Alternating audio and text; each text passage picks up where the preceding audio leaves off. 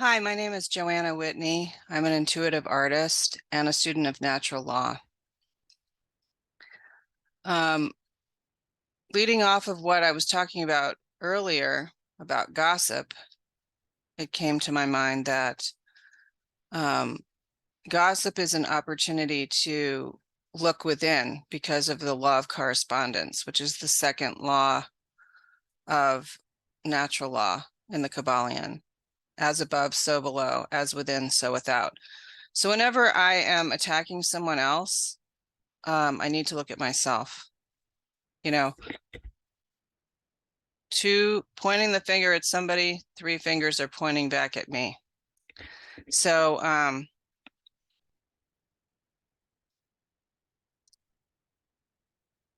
on the idea of criticizing others and making my criticisms of others known, I'm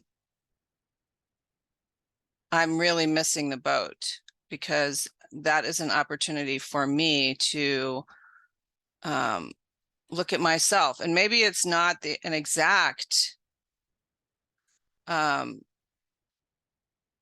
replica of what the other person's doing, but I have to take it out of the context. So for example, if I'm riding in a car with my boyfriend and he starts yelling at other drivers, and I don't yell at other drivers, let's say, I have to look though at where I am critical of others. In what other areas of my life am I critical and controlling of others? And as a result of that, I can maybe if I'm critical of him being critical of others, then once I see the truth about myself, then I can stop being critical of him, which would then give him the opportunity to be able to hear himself. Because if I'm criticizing him while he's criticizing others, then I take his bag of poop, meaning that he can then mentally criticize me. If I stay quiet in the car while he's yelling at other drivers, then he has to hear himself. So that does require great meditation and work for me to stay calm and neutral while someone else is doing something that I don't agree with. But it gives both people a chance to own their own poop. In other words, I have to look at where I'm critical of other people and where I'm controlling, and then that other person also has to look at themselves. I can't change other people, but I can change my attitude towards life, and I can use techniques such as meditation and prayer to calm down and get connected to God, that internal voice within me, my intuition. And then I can practice live and let live, where I allow other people to make their own mistakes and I don't have to point it out. Because everybody has a conscience and everybody knows when they're doing something wrong. They have their own conscience. We were all born with a conscience and we were all born with a connection to God.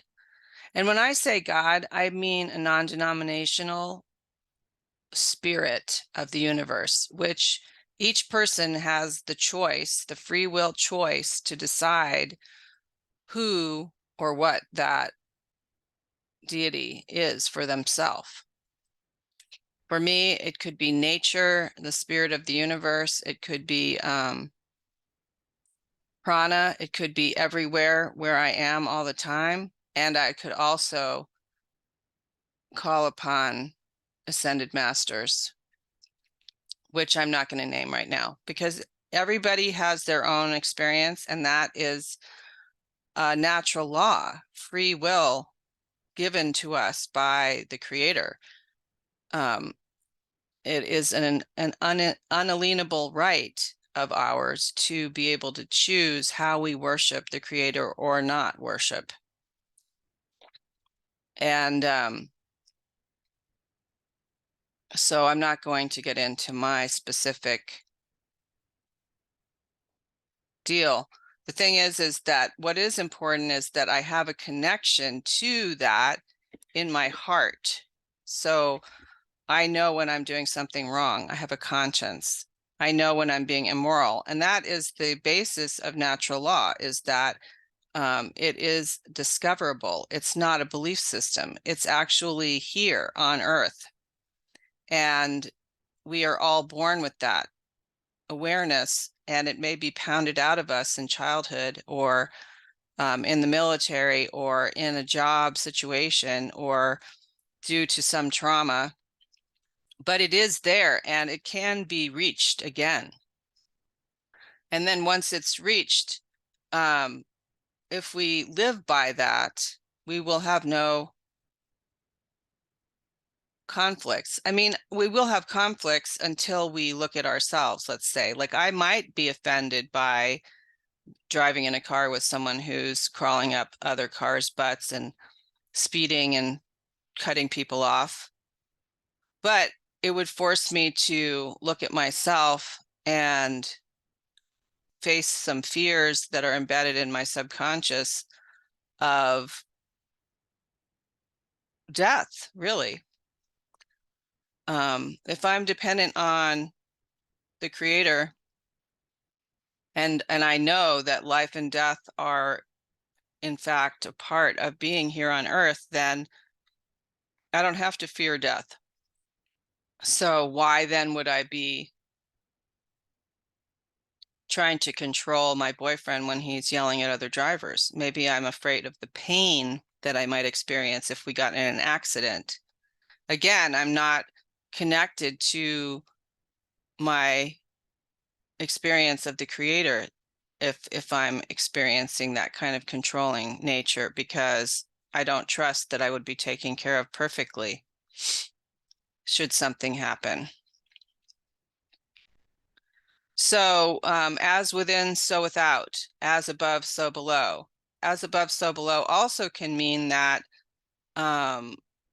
my mundane microcosm has all of the ingredients of what is happening in the macrocosm. So if I need to learn how to do something to move ahead in life, if I know how to do something like clean the kitchen, let's say, I can apply those principles to how to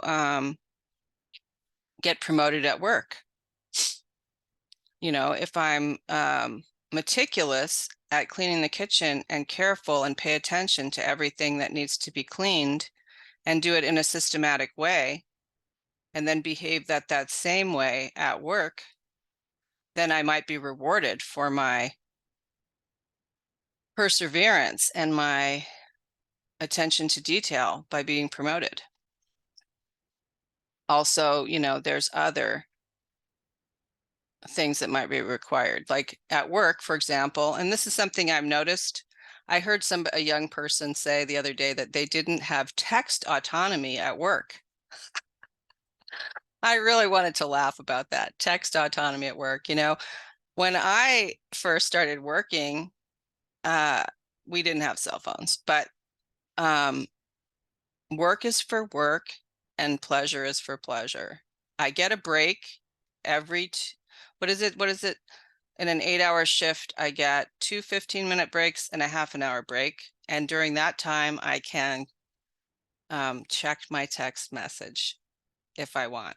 But to have text autonomy at work is crazy. But that would have been called stealing time, which is a violation of natural law.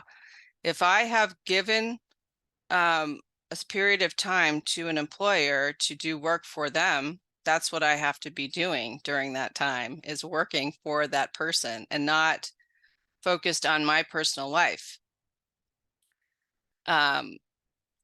If I am focused on my personal life during time that someone else is paying me to work for them, I'm stealing.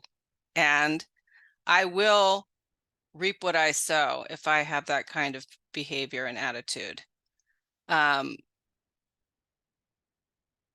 only bring this up because I did it. I've done it. I stole a lot of time. In fact, I went to the extent that when I worked on the clock, on a time clock at one time, and I literally would walk around the time clock when I would go to lunch so that I wouldn't be marked that I was out. And then I would wander around and go to museums for hours and get paid for that. And as a result of that type of behavior, I was in the wrong place at the wrong time a lot, and I didn't get good opportunities that have come my way since I stopped behaving that way and since I made reparations for the harm that I caused when I behaved like that. This is a type of morality that I am not seeing being demonstrated out in the world, which is why I'm talking about it right now. As within, so without, or as without, so within. So if I'm stealing time from other people out there, then I am also doing something similar to myself or to others within. There's no way to get away with anything on Earth because of the laws of behavioral consequences, which is natural law. Till next time.